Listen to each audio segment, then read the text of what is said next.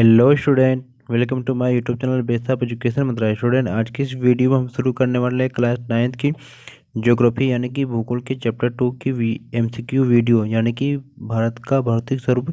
इस चैप्टर की हम मोस्ट इम्पोर्टेंट एमसीक्यू क्वेश्चन को करने और समझने वाले हैं। तो अगर आपने चैप्टर फर्स्ट की एमसीक्यू वीडियो नहीं देखी है तो प्लेलिस्ट में जाकर या इसके डिस्क्रिप्शन बॉक्स में जाकर उस चैप्टर की वीडियो को ज़रूर देखें।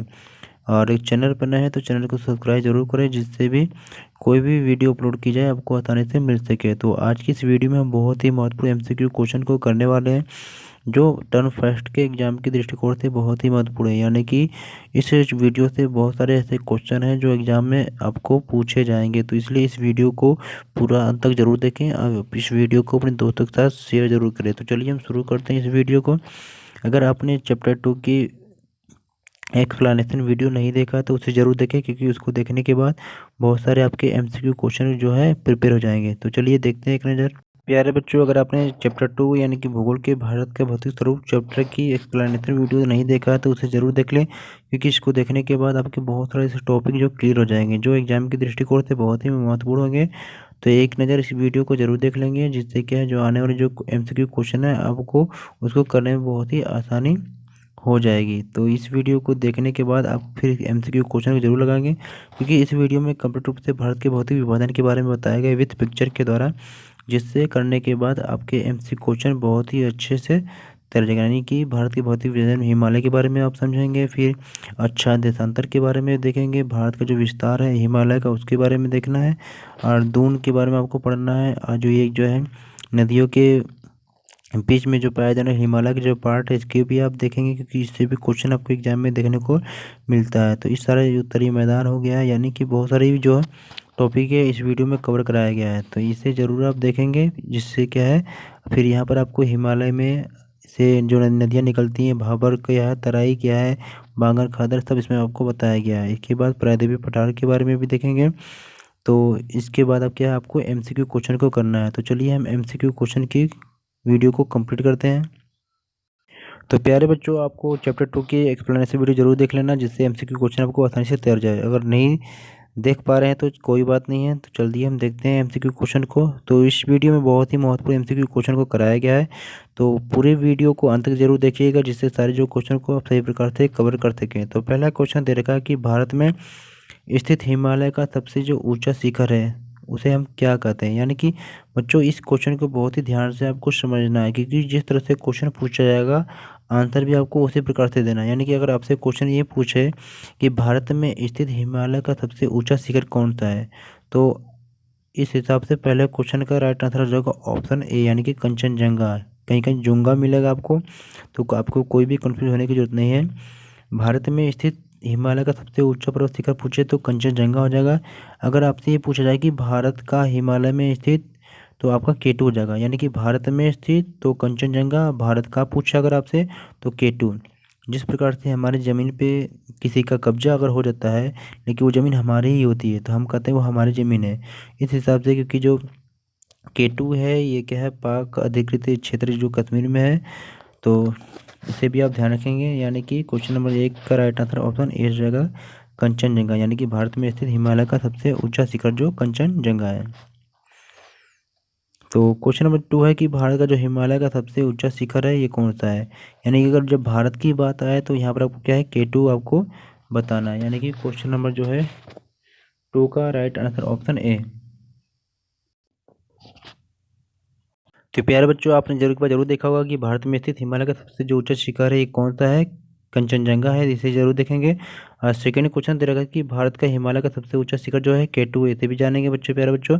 तो क्वेश्चन नंबर 3 को हम देख रहे थे कि भारत के कौन से द्वीप समूह जो प्रवाल से निर्मित है, तो इस क्वेश्चन का राइट आंसर ऑप्शन ए, यानी कि लक्षद्वीप हो जाएगा। और साथ ही साथ हम देखते हैं कि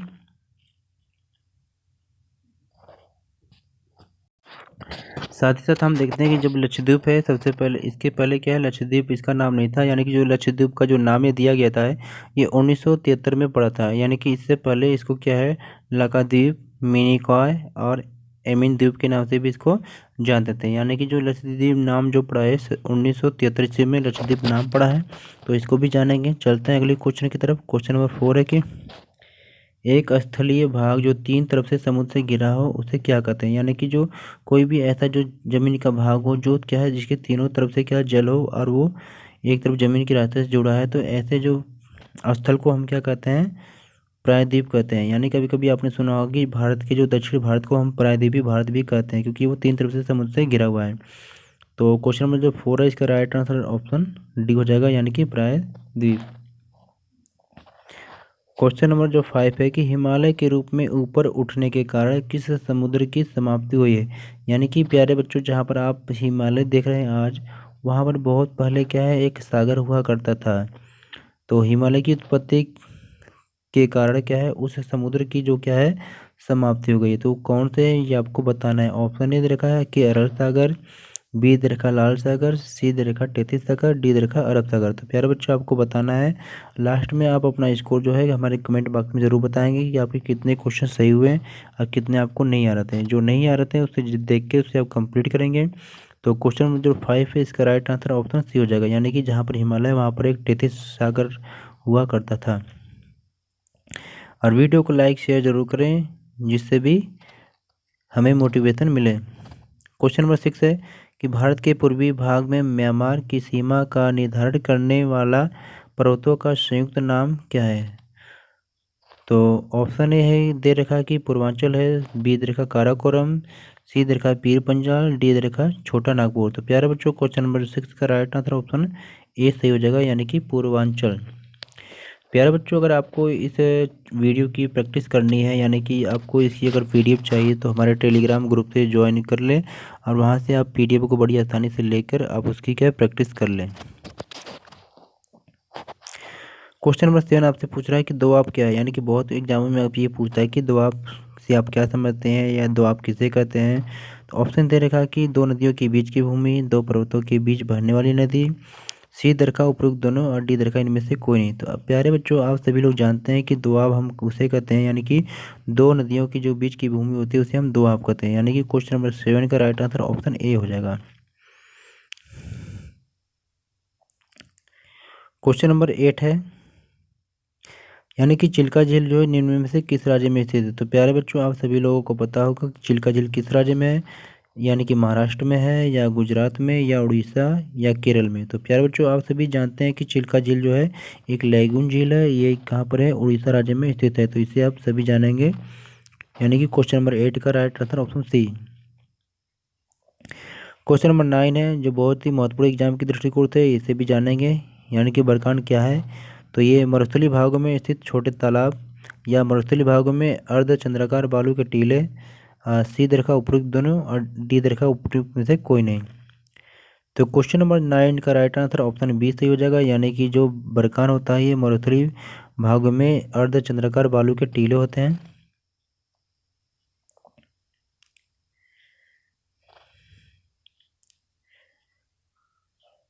क्वेश्चन नंबर 10 है कि भारतीय मरुस्थलीय क्षेत्र की सबसे बड़ी नदी कौन सी है? यानी कि भारत का जो मरुस्थल है, यानी कि आप जानते हैं कि राजस्थान राज्य में है।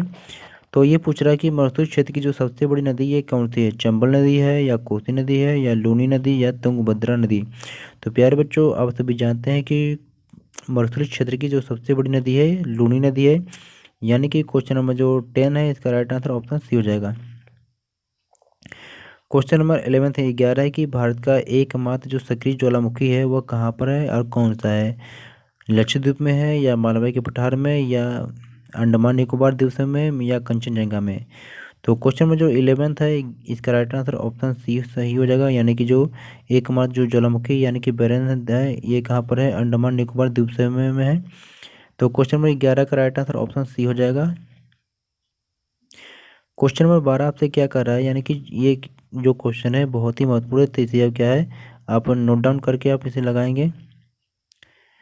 तो इसे आप हाईलाइट कर लें कि बहुत ही महत्वपूर्ण है, यानी कि नदियां जो है पर्वतों से नीचे उतरते समय शिवालिक की ढाल पर 8 से 16 किलोमीटर की चौड़ी पट्टी पर गुटिका का निक्षेपण करती हैं, जहां सभी क्या सरिताएं इस पट्टी में विलुप्त हो जाती हैं। इसे क्या कहते हैं? तो इसे आप जानेंगे इसे क्या कहते हैं, यानी कि इसमें उसको बताना है कि भाबर कहते हैं या तराई कहते हैं या दोनों कहते हैं या इनमें से कोई नहीं। तो क्वेश्चन नंबर जो 12 है इसका राइट आंसर ऑप्शन ए हो जाएगा, यानी कि इसे भाबर कहते हैं। आप भाबर को जरूर जानना है क्योंकि एग्जाम की दृष्टिकोण से बहुत ही महत्वपूर्ण है। तो प्यारे बच्चों, सबसे पहले ऐसे हम देख लेते हैं कि भाबर तराई होता क्या है। जैसे मान लीजिए ये कोई पर्वत है, ये कोई पर्वत ऐसे है, तो यहाँ से जब नदियाँ ऐसे से बहती हैं, तो आप सभी जानते हैं कि जो ढलान वाले क्षेत्र होते हैं यहाँ पर जो नदियाँ बहती है अपने साथ तो पत्थर कंकड़ सब लेके जाती हैं। तो ढलान पे पत्थर कंकड़ कोई रुकता नहीं है। फिर यहाँ पर जो नीचे हम आते हैं तो यहाँ पर क्या है, पत्थर यहाँ पर इकट्ठा होने लगते हैं क्योंकि यहाँ पर जो है इसका ढलान कम रहता है, तो यहाँ पर सारे क्या पत्थर इकट्ठा होने लगते हैं। तो ये ही क्या आपके क्या भाबर का निर्माण होता है। लेकिन यहाँ पर जब पत्थर यहाँ पे इकट्ठे होंगे तो ये जल को तो यहाँ पर रोकेंगे नहीं, तो जल यहाँ पर लुप्त हो जाता है, यानी कि जल इसके नीचे नीचे से जल निकलते निकलते यहाँ आगे आती है। तो फिर ये जो आगे का क्षेत्र होता है ये होता है तराई। तो इससे आप जानेंगे आगे का क्षेत्र तराई होगा जहाँ पर पत्थर इकट्ठा होंगे, यह गया भाबर। तो इसे समझने की कोशिश जरूर करेंगे प्यारे बच्चों। क्वेश्चन नंबर 13 है कि भाबर के दक्षिण में सरिताएं एवं नदियाँ पुनः क्या निकल जाती हैं तथा दलदल क्षेत्र का निर्माण करती हैं, इस क्षेत्र को क्या कहा जाता है। तो अभी हमने आपको चित्र के माध्यम से समझाने की कोशिश किया है, तो इसे क्या हम तराई कहते हैं। यानी क्वेश्चन नंबर जो 13 है, राइट आंसर ऑप्शन ए हो जाएगा, तराई।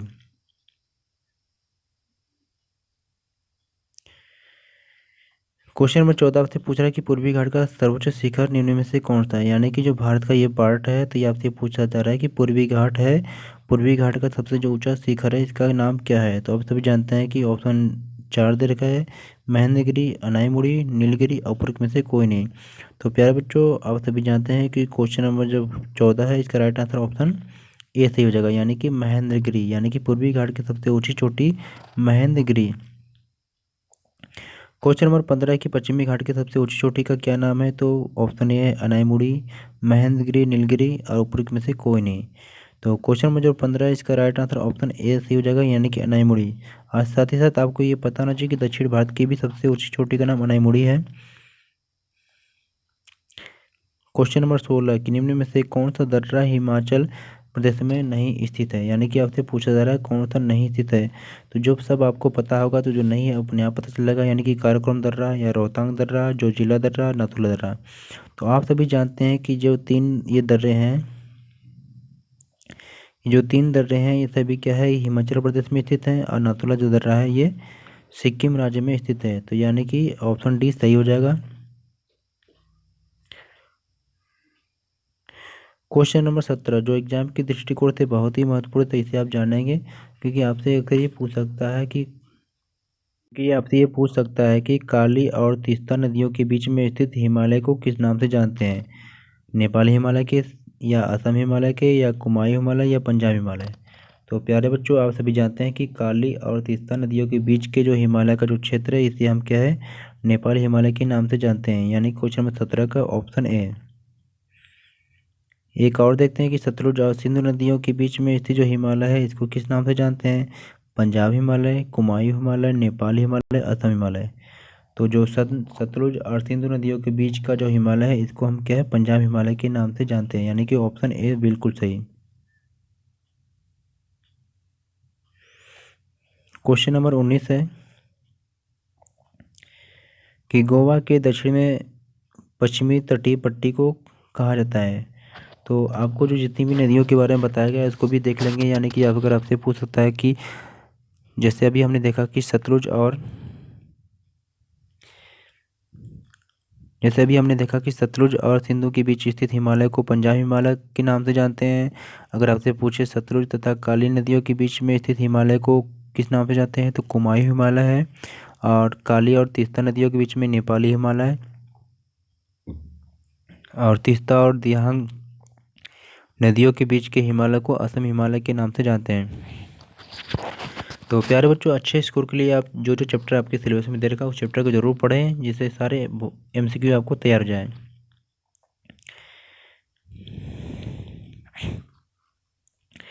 तो क्वेश्चन नंबर 19 आपसे है कि गोवा के दक्षिण में पश्चिमी तटीय पट्टी को क्या कहते हैं। यानी कि जो ये हमारा भारत का जो दक्षिण का मैप है आपसे ये पूछ रहा है, यानी कि ये यहाँ जैसे गोवा है, यानी कि जो ये पश्चिमी तटीय पट्टी है आपको पूछा जा रहा है कि जो ये एरिया है, यानी कि जो ये एरिया है पश्चिमी तटीय पट्टी को क्या कहते हैं। तो ये सभी आपको पता होना चाहिए। तो इसे क्या कहते हैं कि मालाबार तट के नाम से जानते हैं, यानी क्वेश्चन नंबर 19 का right answer option D Malabar तट। क्वेश्चन नंबर 20 आपसे पूछ रहा है कि विश्व की सबसे ऊंची जो चोटी है कौन सी है। महेंद्रगिरी है या कंचनजंगा, नंदा देवी या माउंट एवरेस्ट। आप सभी लोग बहुत अच्छी तरीके से जानते हैं कि विश्व की जो सबसे ऊंची चोटी है ये कौन सी है, माउंट एवरेस्ट है। और आप सभी जानते हैं कि ये नेपाल देश में स्थित है। अगला क्वेश्चन भी यही है कि माउंट एवरेस्ट किस देश में स्थित है। तभी हमने आपको बताया कि जो माउंट एवरेस्ट क्या है, नेपाल देश में स्थित है। तो क्वेश्चन नंबर 21 का right answer option B. Question number 22 कि मसूरी किस राज्य में स्थित है। उत्तराखंड में, हिमाचल प्रदेश, सिक्किम या जम्मू कश्मीर में। तो प्यारे बच्चों, आप सभी जानते हैं कि मसूरी जो है उत्तराखंड राज्य में स्थित है, यानी कि क्वेश्चन नंबर 22 का राइट आंसर ऑप्शन ए। तो प्यारे बच्चों, जितने लोग वीडियो देख रहे हैं इस वीडियो को लाइक ज़रूर करें, क्योंकि आपके एक एक लाइक से क्या हमें मोटिवेशन मिलता है। और आप लोग करते क्या है कि लाइक करने में कंजूसी करते हैं। लाइक करने में आपका कुछ नहीं जाएगा बच्चों, इसलिए लाइक ज़रूर करें और वीडियो को ज़्यादा से ज़्यादा दोस्तों के साथ शेयर करें। तो क्वेश्चन नंबर 22 का right answer option A Uttarakhand हो जाएगा। क्वेश्चन नंबर 13 कि माजुली दुनिया का सबसे बड़ा नदी द्वीप है, यह किस नदी में स्थित है। यानी कि जो दुनिया का जो सबसे बड़ा नदी द्वीप है जिसको माजुली के नाम से हम जानते हैं, यह किस नदी पर है। ऑप्शन दे रखा है सिंधु, सतलुज, ब्रह्मपुत्र, गंगा। तो आप सभी जानते हैं कि जो माजुली जो नदी द्वीप है ये ब्रह्मपुत्र नदी पर है। अगर आपसे राज्य पूछे तो असम राज्य। तो क्वेश्चन नंबर 23 का right answer option C Brahmaputra. Question number 24 आपसे पूछ रहा है कि भारत में खारे पानी की सबसे बड़ी झील कौन सी है। चिल्का झील, शेषनाग झील, वुलर झील, डल झील।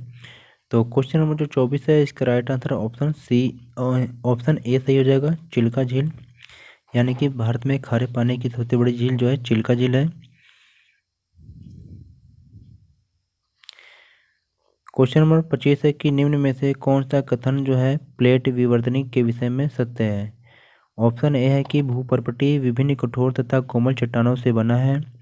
बी दीर्घा की पृथ्वी की भूप्रपटी 7 मुख्य तथा अनेक गौड़ चट्टानों से बनी है। सी दीर्घा की भूप्रपटी यानी कि पृथ्वी की भूप्रपटी पर अनेक भूस्थल विद्यमान है। डी दीर्घा की पृथ्वी की भूप्रपटी अपक्षय की प्रक्रिया के फलस्वरूप बदलती रहती है। तो क्वेश्चन नंबर जो 25 है इसका राइट आंसर ऑप्शन बी सही हो जाएगा, यानी कि पृथ्वी की भूप्रपटी 7 मुख्य और कुछ अन्य प्लेटों से मिलकर बनी है। यानी कि क्वेश्चन नंबर जो 25 है राइट आंसर ऑप्शन बी सही हो जाएगा। क्वेश्चन नंबर 26 है कि निम्न में से कौन भारत का प्राचीनतम भूस्थल है। यानी कि निम्न में से कौन सा ऐसा जो भाग है जो क्या है प्राचीनतम भूस्थल है। हिमालय पर्वत है या अरावली या प्रायद्वीपीय पठार या तटीय क्षेत्र। तो आप सभी जानते हैं कि जो भारत का प्राचीनतम जो भूस्थल है वो कौन सा है, वो प्रायद्वीपीय पठार है। यानी कि क्वेश्चन नंबर 26 का राइट आंसर ऑप्शन सी।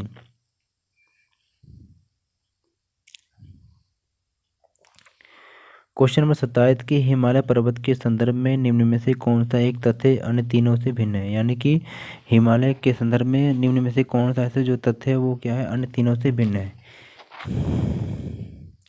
यानी कि अगर आप देखा जाए तो हिमालय का जो विस्तार है,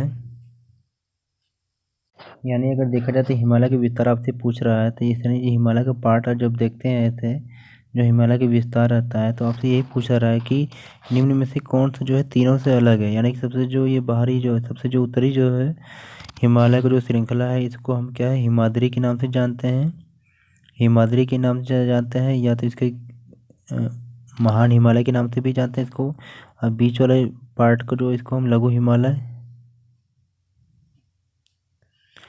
हिमालय या हिमाचल के नाम से भी जानते हैं। और सबसे बाहर यानी सबसे जो दक्षिणी जो है श्रृंखला है, इसको क्या है शिवालिक के नाम से जानते हैं।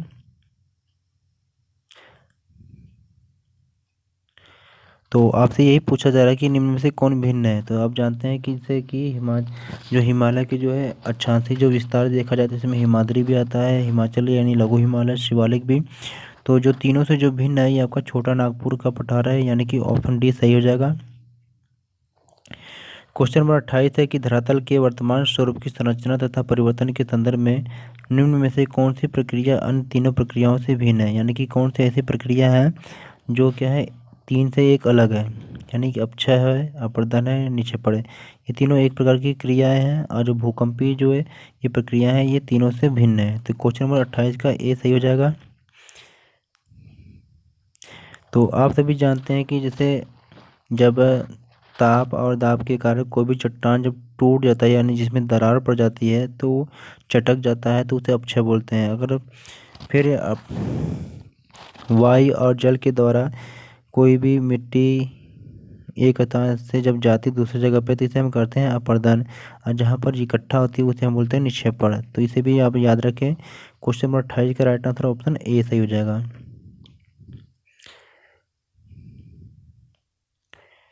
क्वेश्चन नंबर 29 है कि मृदा के निर्माण तथा रंग के लिए निम्न में से कौन से तत्व उत्तरदायी हैं। ऑप्शन ए सिंचाई की सुविधाएं, वनस्पति का जलमग्न होना, चट्टानों के विभिन्न प्रकार, डी उर्वरकों का उपयोग। तो क्वेश्चन नंबर 29 है, इसका राइट आंसर ऑप्शन सी हो जाएगा, यानी चट्टानों के विभिन्न प्रकार। क्वेश्चन नंबर 30 है कि निम्न में से कौन विश्व के सर्वाधिक ज्वालामुखी तथा भूकंपी प्रभावित क्षेत्र हैं। प्लेटों के किनारे, प्लेटों के किनारे या धरातल के नीचे होता है, या प्लेटों के आंतरिक भाग, या समुद्री तल। तो आप सभी लोगों ने जानते हैं कि जो सर्वाधिक जो ज्वालामुखी भूकंपीय प्रभावित क्षेत्र होता है ये प्लेटों के किनारे पर होता है, यानी क्वेश्चन नंबर 30 का राइट आंसर ऑप्शन ए हो जाएगा। कुछ और भी ऐसे जो क्वेश्चन है जिसको आपको क्या जान लेना बहुत ही ज़रूरी है, तो इसे भी आप देखेंगे एक बार। तो जब कोई भी जो प्लेट होती है, जब कोई प्लेट है वो जब कोई भी प्लेट एक दूसरे के करीब आती है तो इसे हम बोलते हैं अभिसारी परिसीमा, और जब कोई प्लेटें एक दूसरे के विपरीत जाती हैं तो इसे हम बोलते हैं अपसारी परिसीमा। और जब प्लेट एक दूसरे के क्या क्षैतिज, यानी कि जब प्लेट एक दूसरे की क्षैतिज दिशा में गति करते हैं तो इसको हम बोलते हैं क्या, रूपांतर परिसीमा। तो इसे भी आप जानेंगे।